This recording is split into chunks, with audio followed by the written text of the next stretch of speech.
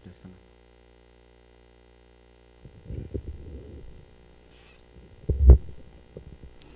Bismillahirrahmanirrahim. Assalamualaikum warahmatullahi wabarakatuh. Alhamdulillah wassalatu wassalamu ala Rasulillah Muhammad ibn Abdullah wa ala alihi wa ashabihi wa azwajihi wa dhurriyyatihi wa man tabi'ahum bi ihsanin ila yaumil qiyamah. Allahumma rabbana ishrah lana sudurana wa yassir lana umurana. Allahumma anfa'na bima 'allamtana wa 'allimna ma yanfa'una warzuqna ilma. Amma ba'd. Baik para pemirsa, para pendengar Radio Dakwah Jogja rahimakumullah. Alhamdulillah atas rahmat dan karunia Allah Subhanahu wa taala di pagi hari ini kembali kita diperjumpakan oleh Allah Subhanahu wa taala di forum ini, dan mudah-mudahan semua yang hadir senantiasa mendapatkan limpahan rahmat dan karunia Allah Subhanahu wa taala. Insyaallah pagi hari ini kira-kira 40 menit ke depan kita melanjutkan pembahasan kitab Minhajul Qasidin wa Mufidus Shadiqin, dan kita sampai di bab penjelasan tentang hakikatun nikmah wa aqsamiha, yaitu hakikat nikmat dan bagian-bagiannya. Pada pertemuan kemarin sedikit yang sudah kita sampaikan mengenai tentang hakikatun nikmah dan bagian-bagiannya. Nah, di sini sedikit kita akan ulang kembali agar menemukan gambaran secara global nikmat-nikmat apa saja yang Allah Subhanahu wa taala karuniakan kepada kita. Baik, secara umum nikmat ini ada beberapa bagian. Ada nikmat yang dirasakan oleh panca indera. Ketika mata itu melihat yang indah, maka tentu orang akan mengatakan itu adalah nikmat. Ketika telinga mendengar, ketika lidah merasakan, ketika kulit dan lain sebagainya, itu ketika merasakan at-taladzuz, ya, kenikmatan, maka itulah disebut juga nikmat. Berikutnya ada juga nikmat yang dirasakan oleh al-farj, kemaluan, ya, nikmat-nikmat yang dirasakan oleh kemaluan, maka itu juga karunia Allah Subhanahu wa taala. Maka di dalamnya seorang manusia diperintahkan untuk berkeluarga, dan dengan itu pula Allah Subhanahu wa taala menjadikan sebab lahirnya manusia. Ada juga nikmat yang dirasakan oleh al-qalb, hati. Nah, nikmat yang dirasakan oleh al-qalbu ini, oleh hati ini, ada 3 bagian. Pertama, yang hubungannya dengan rasa. Ada senang, ya, ada gembira dan yang sejenisnya. Yang ini dirasakan oleh hati manusia. Bahkan selain manusia pun juga menemukan rasa tersebut. Ya, itu juga nikmat yang Allah Subhanahu wa taala karuniakan agar kemudian mereka betul-betul menemukan karunia Allah Subhanahu wa taala. Kedua, yang masih di kondisi hati adalah nikmat yang disebabkan karena seseorang itu beriman kepada Allah. Ya, nikmat yang disebabkan karena seseorang itu beriman kepada Allah Subhanahu wa taala. Seperti misalnya nikmatnya zikir, ya, nikmatnya berinteraksi dengan Allah, ya. Yang itu merupakan efek positif dari amal soleh, sebagaimana yang Allah katakan di dalam Al-Quran, man amila salihan min dzakarin aw unsa wa huwa mu'min falanuhyiyannahu hayatan thayyibah. Jadi barang siapa yang melakukan amal soleh, baik laki-laki atau perempuan, sedangkan ia beriman kepada Allah Subhanahu wa taala, maka falanuhyiyannahu hayatan thayyibah, maka aku akan memberikan kehidupan kepadanya, yaitu kehidupan yang membahagiakan. Jadi ada kenikmatan-kenikmatan yang ditimbulkan sebab amal soleh, dan itu sangat erat kaitannya dengan imannya seseorang kepada Allah Subhanahu wa ta'ala. Nah, sehingga disitulah nanti ada muncul namanya mahabbah, cinta seseorang kepada Allah Subhanahu wa ta'ala. Ya. Dan itu juga nanti ada hubungannya, iman yang hubungannya dengan al-qalb tadi, hal-hal yang bersifat panca indrawi, hal-hal yang bersifat rasa juga, saling berhubungan satu dengan yang lainnya. Nah, kemudian berikutnya, iman yang hanya ketika dirasakan oleh orang beriman saja. Kapan itu?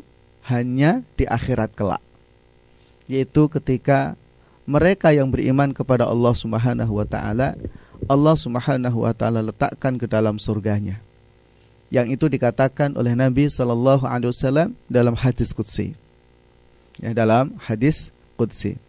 Apa yang disampaikan oleh Nabi SAW? Ma la aynun ra'at, wala udhunun sami'at, wala khatara ala qalbi bashar. Yaitu kenikmatan yang tidak pernah dirasa, ya, tidak pernah didengar, belum pernah dilihat oleh mata. Bahkan kalaupun toh misalkan seseorang pernah merasakan kenikmatan yang dirasakan, entah itu makanan, entah itu minuman, gitu ya, maka kenikmatan surga jauh lebih dari itu. Ya, kenikmatan surga jauh lebih dari itu. Begitu juga kalaupun toh seseorang pernah melihat sebuah pemandangan yang indah dan menemukan dan merasakan kenikmatan itu, maka justru di surga jauh lebih dari itu. Begitu juga kalaupun toh misalnya seseorang pernah mendengar kenikmatan-kenikmatan apa yang ada di alam maya pada ini, maka sungguh kenikmatan surga jauh lebih dari itu. Maka besok di akhirat hanya orang yang beriman saja, ya, hanya orang yang beriman saja. Nah, di sini ada letak perbedaan antara mereka yang beriman kepada Allah dan antara mereka yang tidak beriman kepada Allah Subhanahu wa ta'ala.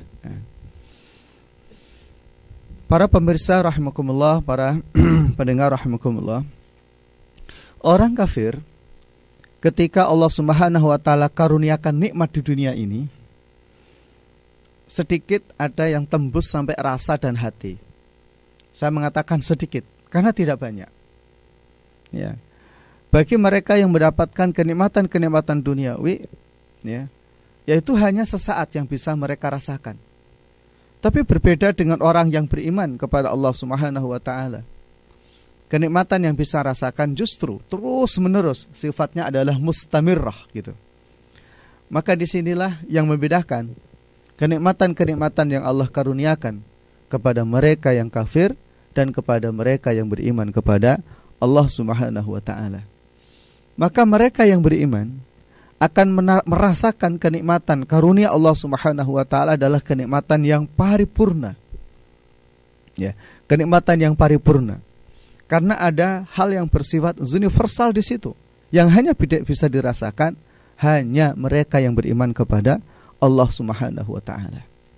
Baik, sedekar tambahan lagi, bahwa ada kenikmatan lain, yaitu nikmatul aqli, kenikmatan yang dirasakan oleh akal.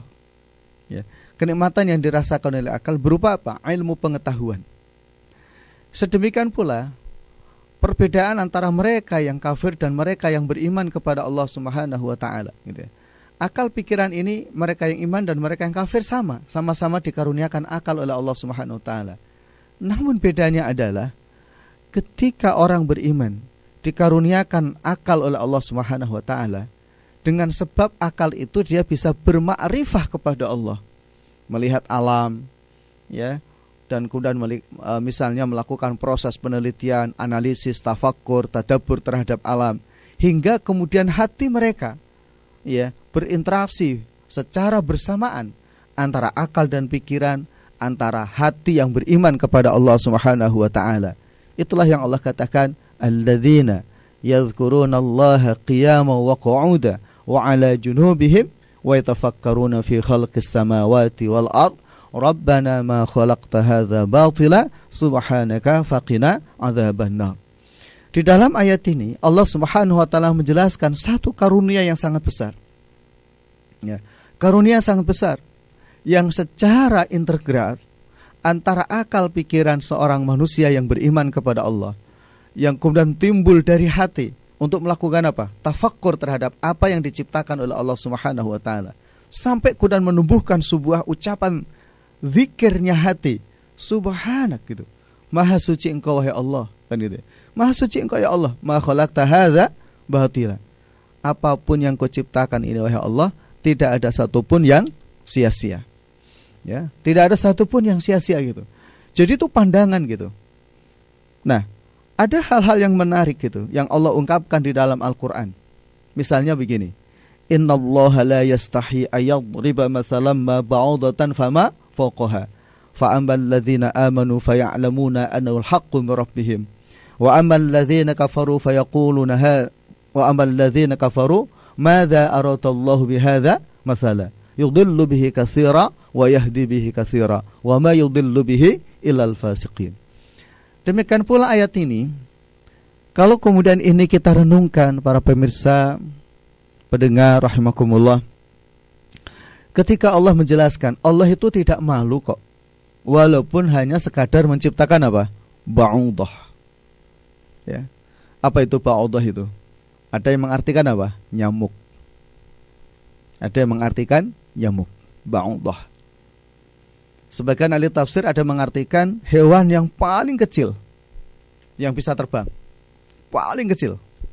Aku nggak tahu juga apa itu yang paling kecil itu. Ya. Apa yang paling cuwilik itu? Ning iso mabur. Tinggi dhuwur. Tengu, ya kan. Wes yang paling cuwilik tur iso mabur karena dia memiliki dua sayap. Ya. Allah tidak malu untuk menciptakan itu gitu.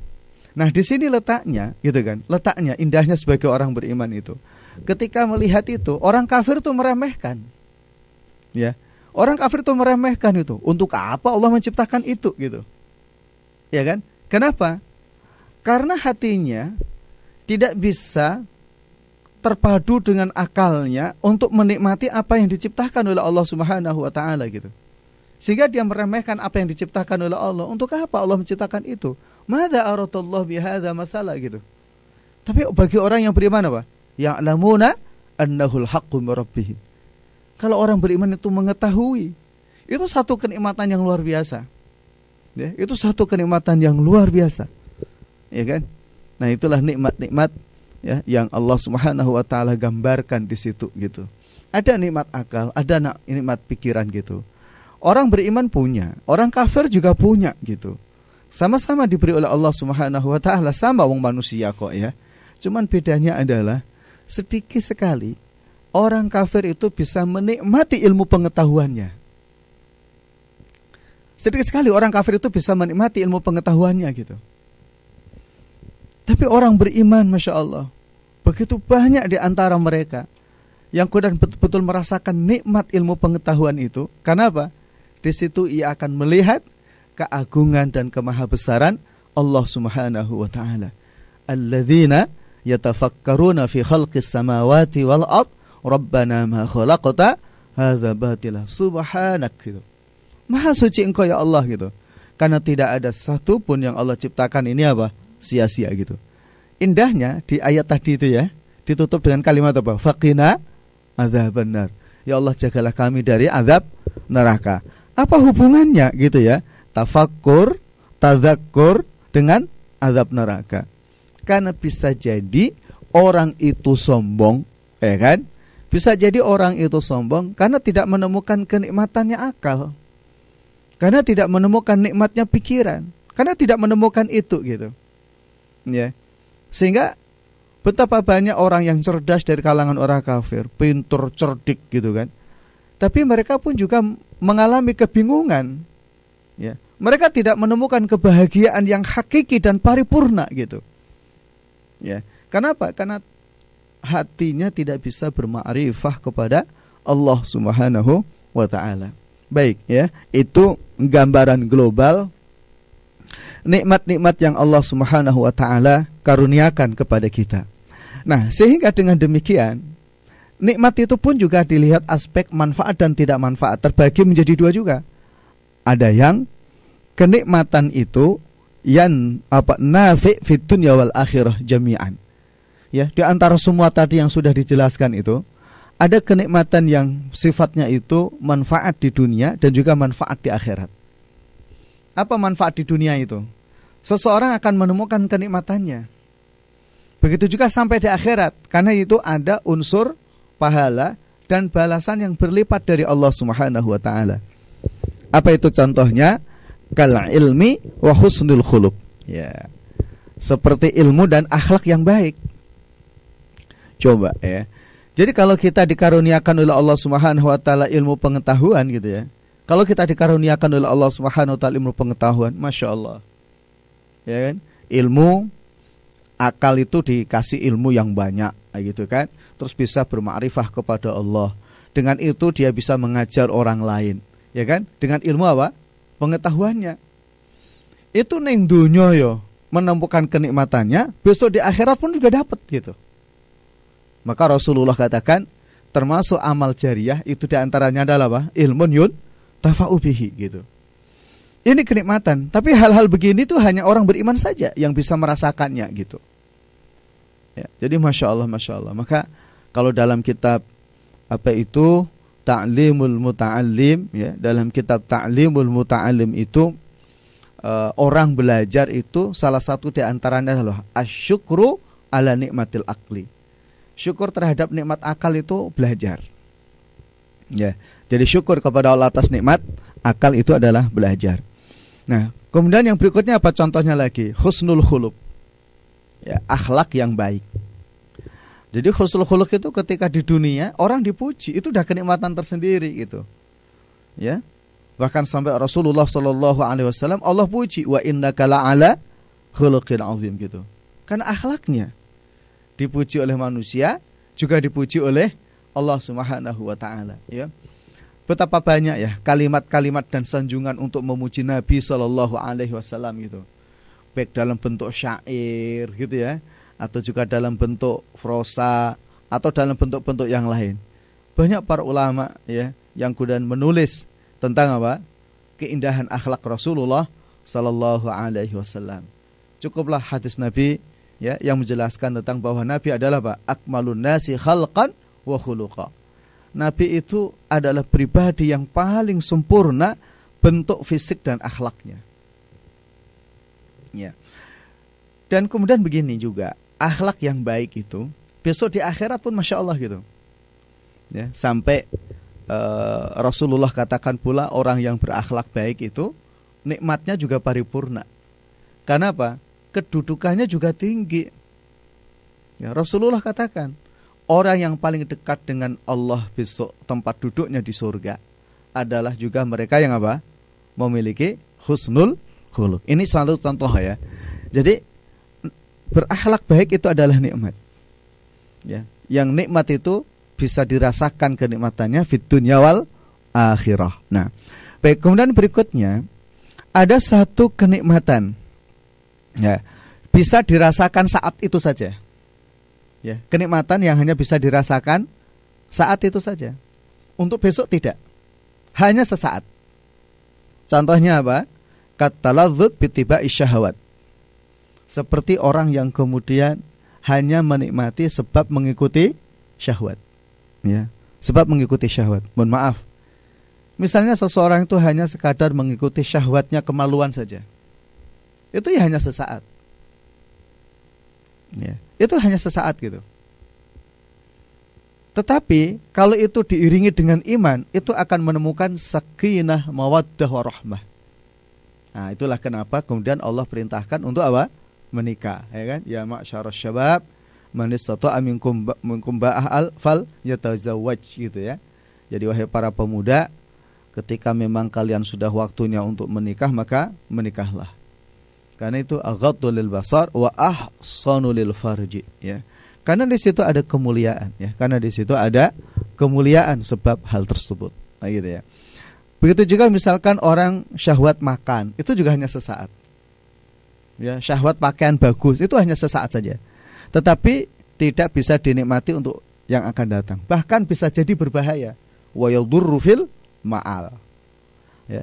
Jadi bisa jadi kenikmatan yang seperti itu akan membahayakan. Ya, jika tidak diiringi dengan apa? Aturan-aturan syariat. Baik. Kemudian berikutnya adalah ada juga kenikmatan, gitu ya. Mayadurru fil hal wa yu'lim walakinahu yanfa'u fil ma'al. Ini kebalikannya tadi. Ada kenikmatan yang saat itu sakitnya luar biasa. Bahkan menderita orang itu. Namun akhirnya itu akan menemukan manfaat yang sangat besar. Ya, contoh seperti orang minum obat ketika sakit. Ya, jadi orang minum obat itu kan obat itu pahit ya. Itu saat itu mungkin bisa jadi orang itu marah gitu, atau mungkin enggan meminumnya karena merasakan apa? Pahit. Coba nih kalau antum minum obat-obatnya pahit, mau minum enggak? Ya kan? Bisa jadi muntah kan? Gitu. Tapi kan manfaatnya apa? Fil ma'al. Itu juga kenikmatan juga. Termasuk kalau dalam perspektif syahwat, kaqam isyahawat wa mukhalafatin nafs. Seperti orang yang melawan hawa nafsunya. Seperti orang yang memutus keinginan syahwatnya. Ya, ini syahwatnya gitu. Jadi itu berat, tetapi manfaatnya Masya Allah, Masya Allah. Nah oleh karena itu dikatakan di dalam penjelasan yang disampaikan oleh beliau Ibnul Jauzi di sini, kenikmatan yang paripurna adalah kenikmatan yang kemudian bisa dirasakan oleh seorang muslim, ya, di dunianya dan juga di akhiratnya. Nah itu. Baik, kemudian berikutnya adalah kenikmatan-kenikmatan yang hubungannya dengan al-asbab ad-dunyawiyah mukhtalithah. Jadi ada kenikmatan yang hubungannya dengan sebab-sebab duniawi. Ya, kenikmatan menjadikan sebab. Nah, di sini disebutkan oleh beliau seperti orang mendapatkan kenikmatan sebab menikah. Orang mendapatkan kenikmatan sebab dia mendapatkan misalkan kenaikan pangkat. Itu nikmat itu. Ya. Ada kenikmatan yang ada sebab, sifatnya dia hanya sebab saja. Nah, sehingga kalau sebab itu masih ada, orang akan mendapatkan kenikmatan itu, tapi kalau sebab itu hilang, ya hilang pula kenikmatan tersebut. Ya. Apa sih nikmatnya dadi lurah, dadi camat, gitu ya, dadi bupati, gubernur, presiden gitu. Nah situasi seperti ini bisa jadi nggak dapat kenikmatan, cacian dari masyarakat kalau, ya kan? Situasi COVID seperti ini kalau nggak pandai mengelola malah jadi dapat cacian dari masyarakat. Tapi kalau dia pandai mengelola, justru dia akan mendapatkan kenikmatan yang banyak. Tapi kenikmatan itu akan didapatkan selama sebab itu masih ada. Tapi kalau tidak ada ya tidak gitu. Nah, dalam hal itu orang-orang yang beriman kepada Allah Subhanahu wa taala diperintahkan oleh Al-Qur'an untuk melihat. Ya, melihat. Ya, kira-kira seperti itu bermanfaat bagi dirinya di akhirat atau tidak. Nah, maka kenikmatan yang disebabkan, ya, kenikmatan yang wujudnya karena sebab tersebut, ya, itu sampai kepada akhirat dengan satu syarat, jika memang semuanya adalah yusarrifu ilal khairat. Ya, jika semuanya itu diarahkan kepada kebaikan, maka itu manfaatnya sampai di akhirat. Ya, orang punya harta, ya, dapat gaji, dapat duit, dapat THR. Antum dapat THR enggak? THR dari mana ya? Masya Allah, orang berharap THR ya. Mungkin senang orang dapat duit ya, itu senang. Ya, ada jabatan, kedudukan, senang, naik pangkat, senang gitu. Tetapi hanya sesaat, karena itu hanya sebab saja. Tetapi kenikmatan yang sesaat sekalipun itu, ya, kalau diarahkan kepada kebaikan, maka insya Allah kenikmatannya itu juga sampai di akhirat. Ya, orang punya duit, dapat duit, ya, punya harta, digunakan untuk apa? Infak fi sabilillah. Ya, infak fi sabilillah. Orang punya jabatan, kedudukan juga demikian. Digunakan untuk dakwah ilallah. Ya, digunakan untuk dakwah ilallah. Sarana untuk melakukan amar ma'ruf dan nahi mungkar. Ya. Dan begitu seterusnya. Itu kalau kemudian bisa diarahkan kepada kebajikan, maka itu akan memberikan manfaat yang sangat besar bagi orang yang melakukannya. Ya, bagi orang yang melakukannya. Baik, kemudian berikutnya di sini beliau Ibnul Jauzi membahas lagi tentang kenikmatan tersebut, ya. Al khairat, ya, kenikmatan yang berupa kebaikan. Apapun jenisnya. Itu dibagi menjadi dua. Ada yang li dzatihi, li ghairihi. Dan yang ketiga bisa campur di antara keduanya. Nah, ma yu'siru li dzatihi la li ghairihi. Kenikmatan yang kemudian memberikan pengaruh terhadap zatnya. Contohnya apa? Ladzatun nadhri ila wajhillahi ta'ala wa sa'adatu liqa'ih. Nah, ini. Jadi nikmatnya melihat. Ya, nikmatnya melihat. Siapa yang dilihat? Allah Subhanahu wa taala. Ya, zatnya melihat. Jadi ketika orang itu melihat itu merasakan kenikmatan yang luar biasa. Ya, sebagaimana kemarin yang sudah kita kutip, ya, di surat Al-Qiyamah, Allah Subhanahu wa taala mengatakan wujuhu yauma idzin nadhirah ila rabbiha nadhirah. Jadi wajah di mana orang-orang yang beriman itu berseri-seri kelak besok di hari kiamat. Dan kepada Allah lah mereka itu melihat. Begitu juga Allah katakan dalam Al-Quran, lilladzina amanul husna wa ziyadah. Bagi orang-orang yang beriman kelak di surga akan mendapatkan al-husna. Ya, apa yang dimaksudkan al-husna? Surga. Apa yang dimaksudkan kalimat wa ziyadah? Tambahan kenikmatan. Ya, apa itu tambahan kenikmatannya? Yaitu an-nadhru ila wajhillah. Jadi seseorang bisa melihat terhadap wajah Allah Subhanahu wa taala. Ini kenikmatan yang kemudian bisa dirasakan sebagaimana tadi yang saya sampaikan di awal, itu kenikmatan hanya dirasakan oleh orang yang beriman semata. Kemudian berikutnya adalah kenikmatan yang sifatnya itu li ghairihi.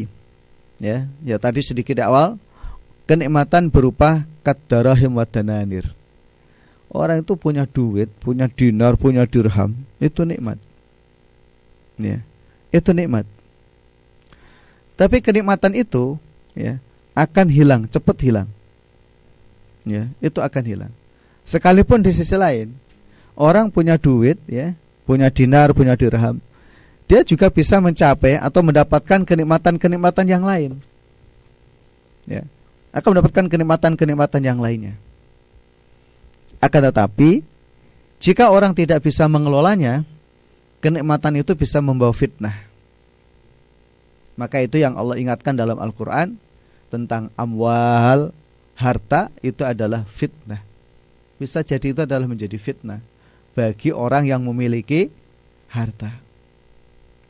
Nah, sehingga di sini akan tampak mereka yang bersyukur kepada Allah, ya, mereka yang bersyukur kepada Allah Subhanahu wa taala, maka sebab syukurnya itu kenikmatan duniawi sekalipun itu betul-betul dia rasakan, ya, hingga bisa menumbuhkan iman yang kuat kepada Allah Subhanahu wa taala. Ya, bisa menumbuhkan iman yang kuat kepada Allah Subhanahu wa taala dan bahkan bisa melipat gandakan rasa kenikmatan ketika orang itu di dunia. Ya. Jadi bahkan fitiwali umrihi, ya, di sepanjang usianya orang itu akan menemukan itu. Jika memang diiringi dengan apa? Iman, ya, kepada Allah Subhanahu wa taala. Baik, kemudian berikutnya adalah masih bagian tadi, ya, kenikmatan yang sifatnya zat, li dzatihi wala li ghairihi. Ya. Kemudian sini bercampur, ya, antara zat dan ghair. Zatnya dan yang selainnya. Contohnya adalah kasihati wassalamah, yaitu seperti sehat dan keselamatan. Orang diberi kesehatan oleh Allah, badannya itu manfaat, pemiliknya itu mendapatkan manfaat, orang lain juga mendapatkan manfaat dari kesehatannya. Begitu juga keselamatan. Orang diberi keselamatan oleh Allah dalam situasi seperti ini, ya, dijaga oleh Allah, diselamatkan oleh Allah Subhanahu wa taala, Masya Allah. Itu juga dirinya mendapatkan manfaat, orang lain pun juga mendapatkan manfaat. Nah, termasuk di dalamnya di sini adalah nikmat zikir yang diawali dari fikir. Nikmat zikir yang diawali dari fikir, yaitu tafakkur tadi. Alladzina tafakkaruna fi khalqis samawati wal ard. Ya. Orang itu kalau fisiknya sehat, ya. Orang itu kalau fisiknya sehat, maka dia akan menemukan kenikmatan yang luar biasa. Itu juga menjadi fitnah kalau orang tidak pandai mengelolanya. Nah, di situ Rasulullah sallallahu alaihi wasallam katakan, nikmatani maghbunun fihima katsirun minan nas. Jadi ada dua nikmat, yang mana dua nikmat itu menjadikan sebab orang itu mengalami apa? Fitnah.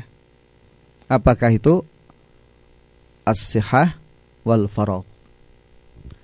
Jadi kalau orang yang diberi kesehatan oleh Allah itu nikmat yang luar biasa. Tapi kalau orang tidak bisa mengelolanya, nikmat sehat itu bisa menjadi fitnah.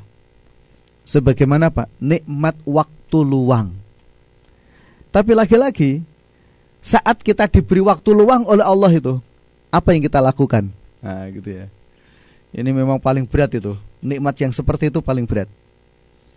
Karena sesungguhnya waktu luang itu sangat banyak Allah berikan kepada kita. Tapi lagi-lagi kita merasa selalu apa? Sibuknya itu luar biasa pula. Ya, sibuknya itu luar biasa. Sehingga banyak pekerjaan yang tidak selesai. Ya, padahal banyak waktu luang.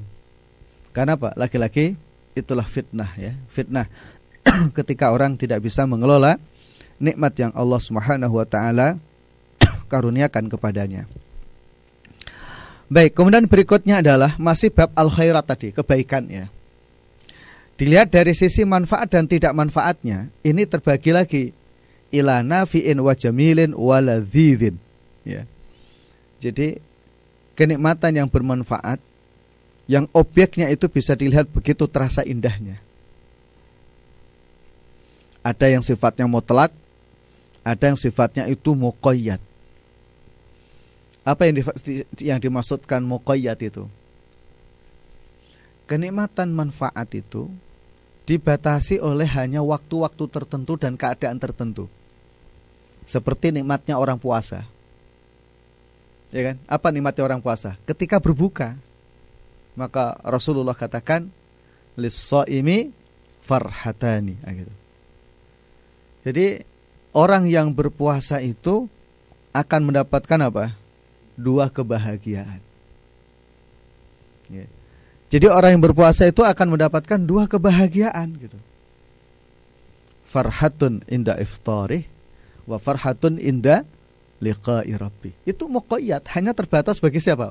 Sing poso. Sing yang enggak puasa ya enggak dapat, gitu. Enggak dapat itu. Sebagaimana juga nikmatnya sholat, ya hanya yang sholat yang merasakan. Yang tidak sholat juga tidak merasakan, dan begitu seterusnya, gitu. Ada kenikmatan yang sifatnya mutlak, ya, sifat yang mutlak. Nah, di sini dijelaskan, ya, sebagaimana ketika orang mendapatkan karunia Allah Subhanahu wa taala sebuah al-khair secara global, khair, kebaikan saja, gitu. Ini orang kafir juga dapat al-khair, orang beriman juga dapat al-khair, sama-sama mendapatkan kenikmatan al-khair, kebaikan. Apa itu diantaranya? Ya kesehatan. Nah, itu dianggap masuk kenikmatan yang bersifat mutlak. Nah, yang hubungannya dengan ladzid tadi, ya, rasa lezat, al-ladzid, ya, kenikmatan yang al-ladzid, ya. Ini antara manusia dan hewan juga merasakannya. Ya, antara manusia dan hewan pun juga merasakannya. Tetapi ada lazat yang orang beriman ketika mereka mengikuti aturan syariat. Lagi-lagi lazat itu akan menimbulkan rasa iman yang besar kepada Allah Subhanahu wa taala. Ya, kepada Allah Subhanahu wa taala. Nah, oleh karenanya ada lazat yang hanya dirasakan oleh orang beriman, yaitu mahabbatullah. Ya, yaitu mahabbatullah, mencintai Allah Subhanahu wa taala. Nah, cinta itu hanya dirasakan oleh hati. Sehingga di sini beliau sebagai penutup pertemuan di pagi hari ini, para pemirsa, para pendengar rahimakumullah, hati yang hubungannya dengan nikmat ini ada 4 jenis. Pertama, qalbun la yuhibbu ilallah wa la yastarihu illa bi ziyadatil ma'rifati wal fikri fihi.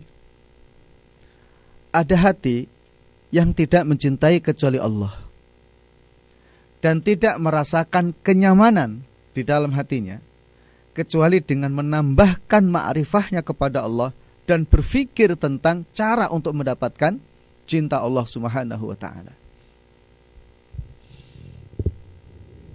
Yang tadi di awal sudah saya sampaikan, kenikmatan yang hanya bisa dirasakan oleh siapa? Orang beriman saja. Yaitu apa? Ladzatul mahabbah fillah. Orang yang mencintai karena Allah Subhanahu wa taala. Apapun. Jadi di sini memang beratnya ada sebuah ungkapan menarik dan ini mungkin bisa menjadi kita renungkan bersama. Kenapa orang itu maksiat gitu? Ya, mungkin jawabannya macam-macam ya. Oh, karena dia itu kan begini dan begitu. Kalau jawaban dalam pembahasan ini itu sederhana. Kenapa orang itu kok maksiat? Karena belum merasakan nikmatnya taat. Orang itu kalau sudah merasakan nikmatnya taat, dia tidak akan maksiat. Kenapa kok maksiat itu? Karena belum merasakan nikmatnya taat. Sederhana nih ngabot nih. Ya. Kenapa? Ketaatan yang diiringi dengan cinta, mahabbah, itu tentu berbeda ketaatan, ya kan? Yang diiringi dengan kebencian.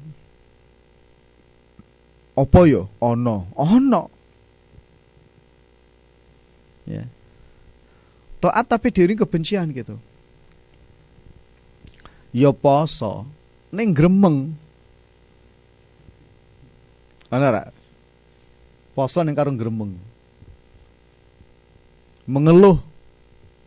Dadak ono poso barang to ya. Ya poso, dia tuh poso ning gremeng. Sehingga puasanya itu tidak diisi dengan kebaikan, malah puasa diisi dengan kemaksiatan. Salat gitu. Dia tidak merasakan nikmatnya salat gitu. Justru ketika salat yang dinikmati bukan salatnya. Ya, dinikmati adalah ngalamunnya gitu. Sehingga merasa kepengen cepat selesai, salat dang-dang rampung. Ya nek salat aja sesuai yo. Aja sesuai. Pegel sikilku. Surate aja dawa-dawa. Ya abot ya. Katanya sederhana yang abot iki. Masya Allah. Itu tadi sederhana tadi. Jadi kenapa orang itu kok maksiat? Karena dia belum menikmati apa? Ketaatan tadi. Dan ini mungkin butuh kita latih juga itu. Bagaimana kita menemukan kenikmatan saat taat gitu. Sehingga tidak membutuhkan kemaksiatan, sehingga tidak mencari kenikmatan melalui maksiat gitu. Ya, sungguh indah ketika Rasulullah mengajarkan doa kepada kita begini. Allahumma aghnini bihalalika an haramik. Ya kan gitu ya. wa bi ta'atika an ma'siyatik. Nah gitu. Ya Allah, cukupkanlah aku bisa merasakan kenikmatan apa yang Kau halalkan, sehingga tidak mencari kenikmatan yang Kau haramkan. Demikian pula ya Allah, cukupkanlah aku merasakan kenikmatan ketika taat kepadamu, sehingga tidak membutuhkan mencari taat dalam apa? Kemaksiatan. Allahu Akbar walillahil hamd. Masya Allah. Malah saya abot rek. Ya, jadi ya tadi ya, qalbun la yuhibbu illallah. Ya. Jadi hati itu tidak merasakan nikmat kecuali karena apa? Mahabbatullah. Maka segala ketaatan yang diiringi dengan mahabbah, cinta, itu masya Allah gitu. Itu nyenengkan itu. Ya, sebagaimana orang tua itu ya, ngerti kok ngopeni anak iki angel gitu, abot gitu, ya kan? Tapi orang tua itu seneng gitu, merasakan payah enggak kan? Seneng orang tua itu. Ya, walaupun dia apa ya, ibaratnya jungkir walik golek duit. Nah, kalau orang Jawa begitu ya. Banting tulang ya, masya Allah. Tulangnya sampai dibanting-banting gitu ya. Untuk anaknya, ya, untuk keluarganya. Tapi karena begitu besar cintanya gitu, jadi ya nikmat saja mereka itu. Ya, bekerja di sawah dari pagi sampai sore gitu ya. Sampai badannya seperti sawah gitu kan. Ini yang anak petani, pernah nggak di sawah dari pagi sampai sore? Pernah ya? Coba sekali nyangkul gitu, sekali lah nyangkul itu, nemenin orang tua gitu, nggak usah lama-lama, 1 jam aja lah nemenin nyangkul gitu. Jangan-jangan malam-malam udah demam itu nanti badannya. Masya Allah. Jadi itu coba ya. Tapi beratnya bertani, beratnya berdagang, beratnya bekerja gitu. Orang tua tuh nggak pernah ngeluh gitu. Karena apa? Semuanya itu dilakukan karena apa? Mahabbah, cinta itu. Masya Allah. Iya kan ini. Masya Allah, masya Allah. Neng kadang-kala sing ibaratnya kalau orang Jawa itu nganyeli gitu ya. Anaknya itu malah nggak paham kalau dicintai oleh siapa? Orang tuanya.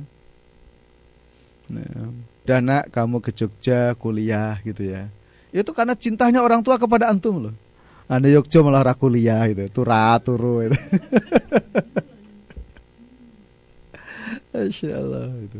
Itulah dia, seharusnya keberangkatan antum kuliah, mengerjakan tugas yang serius gitu ya. Ya termasuk skripsi ya Van ya, dikerjain serius gitu ya Van ya. Itu juga sama kan, sebagai balas cinta orang tua kepadanya gitu. Coba, Masya Allah itu. Allah itu begitu besar cintanya kepada hambanya gitu. Sampai apapun gitu, nggak minta pun dikasih itu hambanya itu. Ya kan? Karena begitu besar cintanya itu. Ya, kadang-kala sing, ya mohon maaf kalau bahasa Jawa kan rodok kasar ya, ndableke menungso gitu ya. Dicintai kalau sama Allah Subhanahu wa taala itu nggak ngerti kalau Allah itu mencintainya gitu.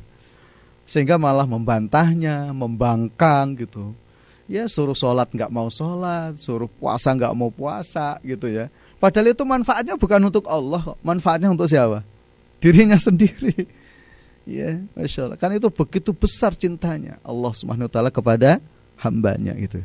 Baik, yang kedua adalah wa qalbun la yadri ma ladzatul ma'rifah wa ma ma'nal unsu billah wa inna ma ladzatuhu bil jah wa ri'asah wal mal wa sa'iri syat al badaniyah gitu. Ada hati itu tidak bisa membedakan. Enggak ngerti dia apa nikmatnya ma'rifatullah dan apa nikmatnya gitu ya, bersenang-senang dengan Allah gitu. Al-unsu billah itu. Justru mereka malah mencari kenikmatan melalui apa? Biljah wa ri'asah, kedudukan, jabatan, wal mali dan harta, wasairi syahwat al badaniyah gitu. Bahkan mencari kenikmatan yang hubungannya dengan apa? Syahwat-syahwat fisik. Melihat apa yang Allah haramkan, mendengar apa yang Allah haramkan, kan gitu ya. Jadi nggak bisa menemukan itu. Coba bayangkan itu. Padahal tidak ada kenikmatan kecuali nikmatnya apa? Ma'rifatullah. Tapi ada hati itu tidak bisa ada hati itu tidak bisa membedakan itu, nggak ngerti gitu. Malah yang dicari adalah kenikmatan apa? Merasa nikmat, sukses kalau punya jabatan dan kedudukan. Masya Allah. Maka akhirnya kadang-kala orang mengukur kesuksesan itu bukan karena istiqomahnya dalam ibadah, tapi orang mengukur kesuksesan itu karena apa? Ya, antum nih lulus kuliah, pulang kampung gitu, nikah, terus dapat pekerjaan yang prestis gitu kan, ya kan, dapat gaji banyak gitu kan, terus cepat beli rumah gitu kan, bangun rumah, punya kendaraan, coba, wah langsung disubyo-subyo ya, nih kampung, iya toh, wow, kayak loh, masya Allah, mulai kuliah ya sugih gitu, kerja yo enak gitu kan, wah masya Allah toh, pasti itu jadi rebutan, kepengen pengen ngepek mantu gitu ya, masya Allah.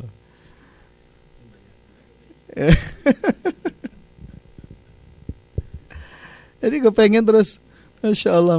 Orang terus kemecer gitu, kepengen punya mantu seperti itulah gitu ya, gitu. Masya Allah. Padahal itu bahaya hati seperti itu. Ya, tidak bisa merasakan ladzatul ma'rifah wal unsi billah gitu ya. Tidak bisa merasakan nikmatnya ma'rifah kepada Allah. Ya, nikmatnya bersama dengan Allah. Justru mencari kenikmatan selain itu. Mencarinya apa? Jabatan, kedudukan, pengaruh ya, nikmat-nikmat syahwat badan gitu, goleki gitu. Ya. Nah, itu bahaya. Nah, yang ketiga, wa qalbun aghlabu ahwali al-unsu billah wa taladzuz bi ma'rifatihi wal fikri fihi. Walakin qad ya'tarihi fi ba'dil ahwal ar-ruju' ila al-awsaf al-basyariyah. Nah, ini yang ketiga ya. Ada hati dominannya itu betul-betul memang merasakan nikmat ketika dia zikir, nikmat ketika dia ma'rifatullah gitu ya. Tapi kadangkala itu menjadi bermasalah. Nah, gitu ya. Karena apa? Terganggu oleh nikmat-nikmat yang hubungannya dengan ilal ausofil basyariyah ya, sifat-sifat kemanusiaan ya, artinya memang manusia, tapi ini masih bagus lah gitu ya. Ya, jadi nek ngaji ya seneng, ngibadah itu seneng, ngafalin Quran juga seneng gitu, seneng semua nih seneng gitu, dan merasakan kenikmatan yang luar biasa. Nah, tapi kadang-kala masih terganggu dengan apa? Ausofil basyariyah. Ya, ini kalau bisa dijaga sih bagus gitu. Ya, kalau bisa dijaga. Kalau nggak bisa dijaga bisa rusak juga. Ya, jadi betapa banyak orang yang hafal Quran, misalnya, dia tidak menikmati hafalannya, malah menikmati yang lainnya. Ya, betapa banyak orang yang alhamdulillah ya dikaruniakan oleh Allah bisa ngerti ilmu agama gitu, ya, ngerti syariat gitu, ya kan? Tapi orang digunakan. Padahal di sisi lain ada orang yang begitu rindunya bisa menguasai ilmu syariat gitu. Walaupun sedikit dia bisa merasakan nikmatnya mengetahui ilmu syariat gitu. Coba antum bayangkan begitu gitu. Ya. Nah, kita termasuk yang mana? Allahu a'lam. Yang keempat, wa qalbun aghlabu ahwali at-taladzuz bi sifatil basyariyah. Ini ada hati yang dominan itu adalah nikmat sifat-sifat kemanusiaan. Tetapi kadangkala dia masih bisa menikmat tolabul ilmi. Ya ngaji kadangkala ya seneng gitu. Ya, seneng. Nah ya naik kober. Nah, kober apa kober? Coba nih. Kalau sempet. Ya nek sempet ngaji. Ya seneng. Aku jane yo ngaji yo seneng lho. Ning piye meneh gitu. Wah. Ya.